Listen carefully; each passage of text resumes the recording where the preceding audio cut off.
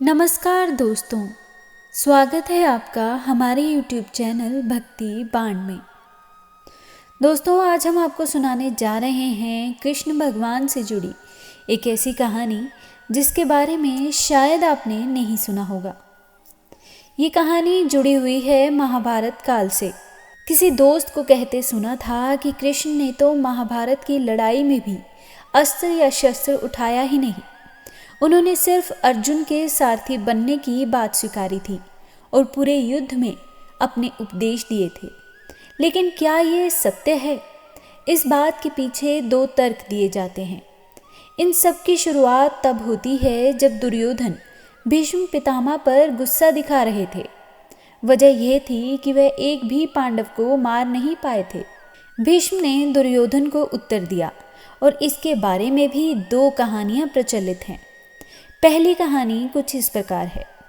कहते हैं भीष्म गुस्सा होकर दुर्योधन को मंत्र पढ़कर 5 सोने के तीर देते हैं और कहते हैं कि उन्हीं से कल पांडवों का अंत होगा। इस पर दुर्योधन तीर अपने पास रख लेते हैं और वहां से चले जाते हैं। जब श्री कृष्ण को यह पता चलता है तो वो अर्जुन को दुर्योधन के पास भेज देते हैं। कारण ये कि एक किस्सा मशहूर था कि अर्जुन ने एक समय में दुर्योधन की जान बचाई थी और दुर्योधन ने अर्जुन को वचन दिया था कि वो उससे कुछ भी मांग सकता है। इसी में कृष्ण अर्जुन को दुर्योधन से 5 सोने के तीर मांगने को कहते हैं। दुर्योधन दे भी देते हैं। भीष्म पितामह को जब इस बात का पता चलता है तो वो दुर्योधन से खफा हो जाते हैं और अर्जुन को मारने के लिए युद्ध करते हैं। भीष्म के आगे अर्जुन टिक नहीं पाते और गिर जाते हैं। उस समय श्री कृष्ण रथ का टूटा हुआ पहिया उठाकर भीष्म को मारने के लिए आगे बढ़ते हैं। हालांकि अर्जुन उन्हें रोक लेता है और बाद में भीष्म रथ से गिरकर तीरों पर गिर जाते हैं, लेकिन फिर भी कृष्ण हथियार उठा लेते हैं। दूसरी कहानी का किस्सा कुछ इस प्रकार है। कहते हैं भीष्म ने दुर्योधन से वादा किया था कि वे द्रौपदी को विधवा बना देंगे 5 पांडवों को मारकर।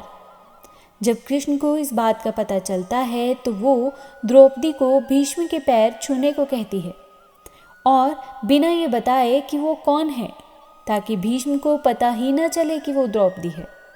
द्रौपदी ऐसा ही करती है और भीष्म उसे सदा सुहागन रहने और लंबी आयु का आशीर्वाद देते हैं। जब भीष्म पितामह को इस बात का पता चलता है तो वो कृष्ण से और खफा हो जाते हैं।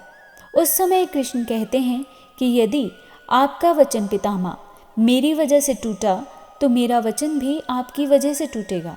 और इसके बाद ही अर्जुन को बचाने के लिए वो रथ का पहिया उठाते हैं।